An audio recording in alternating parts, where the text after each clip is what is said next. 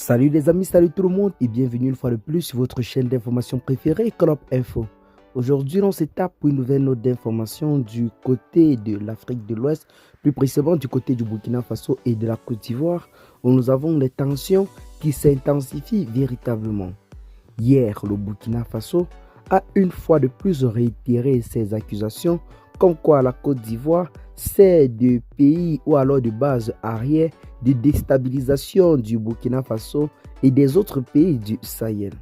Pour ceux qui n'ont pas suivi l'information hier, il s'agit bel et bien du ministre de la Sécurité nationale qui a fait ce communiqué accusant directement le gouvernement ivoirien d'être derrière un vaste réseau de déstabilisation du Burkina Faso et des États du Sahel. Des accusations qui avaient déjà été perpétrées par le président de la République, le capitaine Ibrahim Traoré lui-même devant les forces vives de la nation, où il n'était pas passé par 4 chemins pour accuser ouvertement la Côte d'Ivoire et le Bénin d'être des pays qui servent de base arrière de déstabilisation des États de l'AES. Une information qui hier a véritablement fait couler beaucoup de salive et d'encre sur la scène internationale, notamment du côté de l'Afrique de l'Ouest. Pour sa part, la Côte d'Ivoire continue toujours de réfuter ces informations, tandis que le Burkina Faso affirme haut et fort avoir des preuves de toutes leurs allégations. Donc, en ce moment, c'est véritablement très chaud plus que jamais sur le plan diplomatique entre la Côte d'Ivoire et le Burkina Faso. Au niveau des frontières, une montée en puissance de la sécurisation a été effectuée et la Côte d'Ivoire dit vouloir également renforcer ses troupes au niveau de la frontière. Une frontière entre la Côte d'Ivoire et le Burkina Faso qui est souvent théâtre des affrontements entre les deux camps, si l'on veut en quelque sorte se fier aux informations qui récemment ont circulé sur les réseaux sociaux. Il existe bel et bien des affrontements entre le camp ivoirien et le camp burkinabé du côté de la frontière, se caractérisant par les arrestations des militaires des deux camps, notamment des militaires ivoiriens qui se font généralement arrêter lorsque ceux-ci violent la frontière ou alors traversent la frontière même sans s'en rendre compte et vice-versa.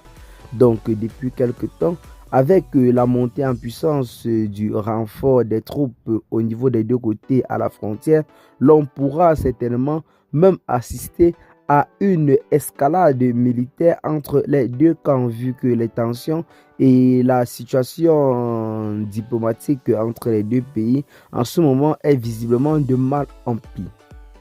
À titre de rappel, hier le gouvernement burkinabé a réitéré ses propos, faisant clairement comprendre à l'opinion nationale et internationale que la Côte d'Ivoire c'est clairement de base arrière de déstabilisation du Burkina Faso. C'est avec beaucoup d'argumentation que le ministre de la Sécurité nationale